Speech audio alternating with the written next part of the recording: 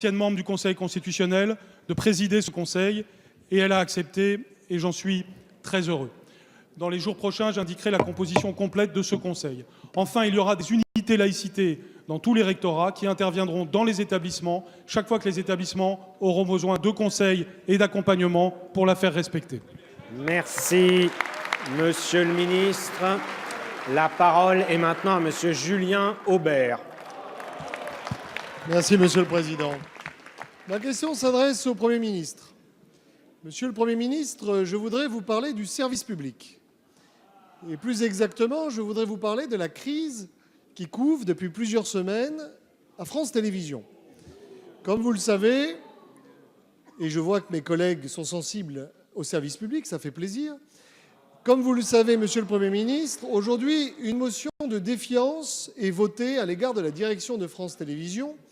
Motion de défiance qui a été portée par plus de 700 journalistes de France Télévisions.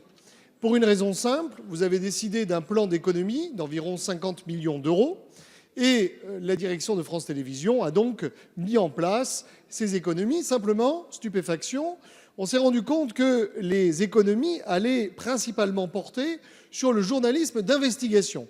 À l'origine, la direction de France Télévisions proposait 80% de suppression d'équivalent temps plein sur des formats du type complément d'enquête ou envoyé spécial.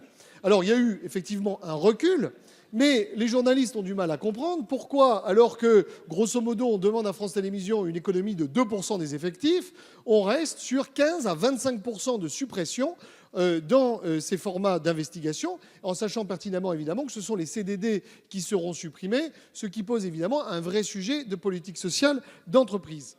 Également est menacé, d'après les rumeurs, mais j'espère que vous allez nous répondre, Soir 3, qui est évidemment là aussi extrêmement important dans la qualité de l'information.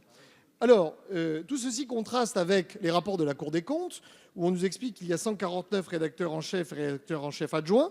Et donc la question que j'ai envie de vous poser, c'est quelle place accordez-vous au journalisme d'investigation?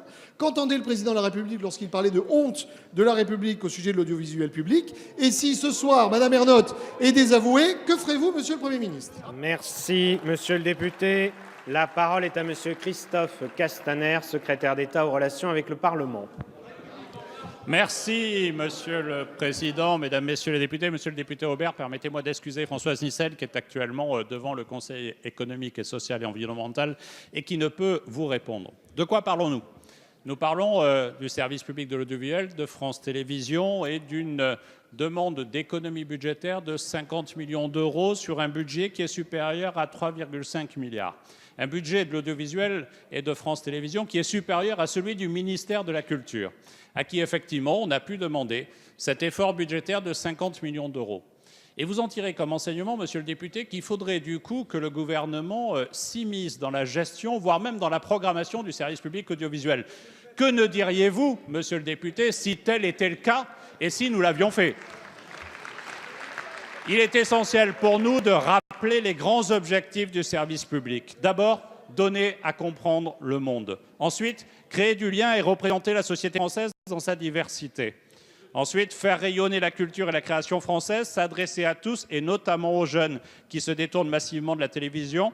Et enfin, réaliser la transformation numérique ici et maintenant. Voilà le cahier des charges. Ce contrat qui lie l'État, le gouvernement, avec le service public de l'audiovisuel et avec France Télévisions.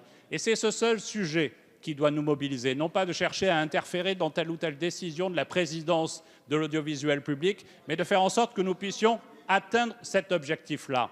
Et dans la République, il faut savoir, Monsieur le député, respecter les règles, justement, et ne pas chercher à se substituer, à s'immiscer et à faire de la gestion pour le compte d'autrui parce que vous seriez les premiers à le dénoncer. Mais ce qui compte aujourd'hui, c'est de constater que ces objectifs que je viens de rappeler ne sont pas satisfaits et ne correspondent pas aux attentes légitimes de la représentation nationale. Et c'est la raison pour laquelle la ministre reçoit actuellement l'ensemble des acteurs de l'audiovisuel et fera en début d'année des propositions de transformation en profondeur de notre audiovisuel public pour atteindre ces objectifs. Merci, Monsieur le ministre. La séance des questions au gouvernement est terminée. La séance est suspendue.